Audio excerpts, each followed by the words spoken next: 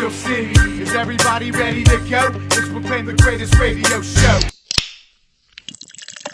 Welcome, fans, to another Week 14 edition of our Fantasy Football segment. I'm your host, Jim Sella, in studio with Jay Dash. You're listening to The Spread. Dash, how you feeling? All right, ready to do this. You guys need some fantasy info? Hit us up on Twitter at bet_thespread or check us out on Facebook and listen to these YouTube segments, because if you need fantasy advice, this is the place to be. Please believe. Tier 1, Arian Foster, Le'Veon Bell, Marshawn Lynch, Jamal Charles, and LaShawn McCoy. Murray and Forte already played this week, and if you played Murray, you got mad points. Forte did pretty well, too. He had a touchdown. We'll pin a rose on his nose. Tier 2, must-starts right now. Eddie Lacy, Rashard Jennings, who's questionable, but I heard did practice today. C.J. Anderson, Justin Forsett, who also was questionable, I read. I know you don't have him marked down here, but I did say he practiced also today. And Fred Jackson, who's like an ageless wonder at running back. Yeah, and this is a great game for him going at Denver. Yeah, they lit up the 7th fewest of fantasy running backs, but he's used a lot in the passing game, and they're going to have to pass a lot in this game, I'd believe. Yeah, C.J. Spiller's been trying to wrestle that job from him for a few years, but it hasn't worked out. I actually put C.J. Anderson up in Tier 2 this week. I'm ready to give this guy the go. For Denver? Yep. Yeah, he's going up against Buffalo. That's not a bad matchup. Any running back in Denver's offense can be successful because it's the opposite effect of the 70s football where you ran to set up the pass, Denver throws and sets up the run. They've actually run the ball more in the last 3 games than they've thrown the ball. I'm actually starting to believe he's better than Ronnie Hillman and Monty Ball. He might be. Tier 3, Mark Ingram, Boom Herron, Trey Mason, I don't want to hear it, Alfred Morris, Andre Ellington. Daniel high on Herron going up against Cleveland. They give up the 14th fewest points to fantasy running backs. Boom had 20 carries for 153 yards and a touchdown in 2 games since the Bradshaw injury. They're featuring him more in the offense. Trent Richardson's garbage. Yeah, Trent Richardson's out. Andrew Luck needs that back in the backfield to help him out, and they may have found it Richardson's with not out. Boom Herron. No, I'm just saying like he's beat. He's out as a starter. Yeah. Andre Ellington, he's questionable. He hasn't been getting it done as much the last few weeks. I dropped him out of Tier 2 finally. He has a tough matchup this week going against KC, who lets up the 8th fewest to fantasy running backs. He's a game-time decision, so it's hard to say, but Drew Stanton is garbage anyways, and he's making his whole offense look bad. It's hard to trust anybody in this offense right now. You hate Drew Stanton. Well, he's garbage. Tier 4. Joik Bell, Jeremy Hill, Ryan Matthews, and Giovanni Bernard. I see you got Hill and Bernard in the same tier here. If Easy was here, he'd be freaking out. I like Hill between the 2 backs. To me, he's a better running back. He has double-digit carries in 6 straight games and should probably keep splitting time with Gio. 5 of his 6 rushing touchdowns have come at home this season. I know Bernard's a lot better in the passing game, but I think the Steelers are soft up the middle. I'm not calling him my sleeper running back because I don't want you to freak out on me and say I have all Cincinnati as my sleepers. Well, you don't get a sleeper in Tier 4. These are guys that a lot of teams have to play. Hill's going to perform. McClendon's probably out again. If not, even if he's in, I don't think he's very good. We're soft up the middle. It's hard to say who's going to have the better week between Hill and Bernard, and I'm always going to have them close to each other because they usually end up doing pretty much equal in the game in terms of fantasy. So I'm going to say Hill has the better game, but I wouldn't be surprised if it was Bernard. And Bernard's a guy that can blow up. So if you're already behind because of last night's game, maybe play Bernard just in hopes he gets 30 to 35 points. He could have a big catch and run for a touchdown. That gives you big points just in 1 carry or 1 target. Right. Tier 5, Isaiah Crowell, who is questionable, Lamar Miller, Shoelace Robinson, and Frank Gore. Shoelace. I've been loving Denard Robinson. I keep talking him up every week. He's going up against Houston. They give up the 15th most points to running backs. Since becoming a starter in Week 7, his carries have gone down each week, 22, 18, 17, 15, 14, and 11. Jacksonville may be trying to get Bortles more involved with the offense. They know this season's pretty much lost, so you might as well see what you can get out of him. Robinson has played less than 50% of the snaps last week. He has 4 rushing touchdowns through his first 4 games, but none over his last 2 games. I still like him better than Toby Gerhart. Robinson's just a better athlete, I think. I'm going to say Frank Gore's my sleeper. He goes at Oakland. They let up the most of fantasy running backs. Yeah, they're garbage. He's been inconsistent all season, and you're probably down on him because of his last 2 games. He's looked very bad, but those were versus good teams, good defenses, and this is not a good defense. So I'm going to say Frank Gore has a big game this week. I love Frank Gore, so I agree. Tier 6, the injury tier. Jerick McKinnon, Shane Vereen, and Reggie Bush, who are all questionable the last I seen. Reggie Bush is an interesting guy. He could always blow up and have a big game if he's actually involved in the game. The Lions' offense has all the potential to be huge. They were great the last couple of years. They're sputtering out a lot this year. If you have him and you're desperate, he may blow up. He is expected to play. He's only played 4 of the last 9 games. He hasn't done anything in those 4 games, so I don't really have any reason to tell you why I think he's going to play well. I just have a hunch. Well, really, if I looked at his fantasy stats this season and ranked him due to that, he'd be in the last tier because he's got nothing done all season long. He's been garbage, but I think he is, like you said, I think he's a guy that can just out of nowhere blow up and have a big game, so why not take a chance on him at this point in the season? Yeah, if that's all you have to put in. He's better than some of these other guys down here like Bishop Cuppo Sankey. Tier 7, LeGarrette Blount, Pierre Thomas, and Steven Jackson. Well, I think LeGarrette Blount might have been stoned last week because after having 12 carries, 78 yards, and 2 touchdowns in his first game with New England, he had only 10 carries and 58 yards last week. And, he is the number 1 back. It's a pass-first offense for New England. So his touches vary with the matchup. He's going up against San Diego. They give up 16th most points to fantasy running backs. It's a tough game going across country. They may try to run it a little bit to slow the game down with San Diego's good offense. But with New England, you just never know what you're going to get out of their running back.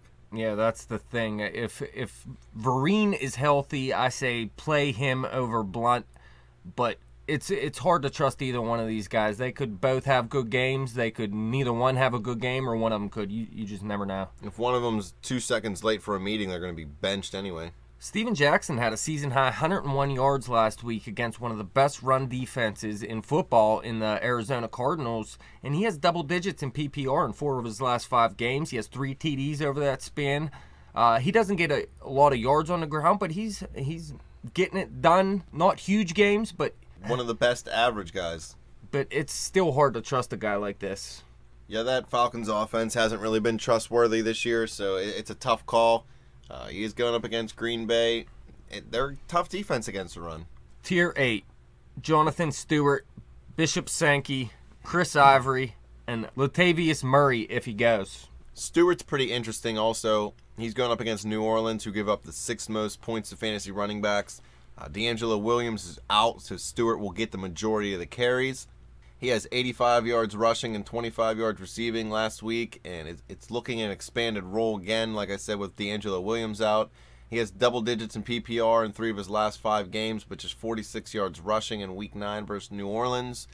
I think they're going to be behind maybe, so they might be playing catch-up, but if Carolina can keep this game competitive, they're going to definitely try to feature Stewart to slow down New Orleans' offense. Yeah, he looked good last week. Chris Ivory, I'm not sure what to think of this guy. He goes up against Minnesota. They let up the 8th most fantasy running backs, but he hasn't scored since Week 8. Chris Johnson looks better than him recently, surprisingly, but I'm going to say Chris Ivory's the better running back this week because Minnesota is not good at stopping these type of running backs. They're sort of like the Steelers. Jeremy Hill's the better running back there because of how they play on defense. I'm going to say the same thing about Minnesota and Chris Ivory. Well, what do we got here for Tier 9? Chris Johnson, Doug Martin, Andre Williams, Roy Halu Jr., and Big Easy's favorite running back of all time, who should probably be in Tier 1 according to him, Darren Sproles. If Rashad Jennings was unable to go, I'd put Andre Williams up in Tier 3 for sure. They go into Tennessee, and they let up the 5th most of fantasy running backs. And if you think back over the past 3 weeks, it was Arian Foster, LaShawn McCoy, and Le'Veon Bell all blew up Tennessee's defense. And he's a guy I would definitely play if Jennings is out. But if Jennings plays, I'm still going to say this guy may get a few more touches in his game since Jennings isn't fully healthy. and he could score a touchdown. He did score a touchdown 2 weeks ago. Well, what about Darren Sproles going up against the Seahawks? They give up the 11th fewest points to fantasy running backs. He had just 4 touches again last week, so it's not really a high volume of targets. 4 of his 5 rushing touchdowns came at home this season, including 1 in each of his last 3 home games. Sproles is one of those guys, like we've been saying, could blow up, could not blow up. If McCoy's having a big game, he's going to be getting the ball way more often. And it seems like since Mark Sanchez took over, Sproles has kind of tailed off a little bit. Yeah, he's another boomer bust type player. But the one thing is, let's say Seattle's defense is able to stop LaShawn McCoy. Well, that might give Darren Sproles a little bit more playing time. Yep. And actually it might cause Philly to pass even more. And Darren Sproles has been used in the passing game more than LaShawn McCoy really this season. McCoy hasn't really been used in the passing game that much. He's garbage. Tier 10, Trent Richardson, Charles Sims, Terrence West, and Brandon Oliver. Whom all are not very good. I'm not ripping on your tiers here because they're tier 10 people, so that's what happens. Richardson was a high pick coming out of college. They expected a lot out of him early. He had a big rookie season with Cleveland. Cleveland dealt him to the Colts last year. Now Richardson's going back to Cleveland. They give up the 14th fewest points to fantasy running backs. He had 27 carries for 54 yards and 1 touchdown over his last 3 games. Daniel High-on-Heron is the much better back of the 2. Richardson still gets some of the mop-up job or maybe some goal line effort because he's a little bit of a tougher running back. But I think Heron's going to get a lot more carries, so Richardson's a sketchy play for me this week.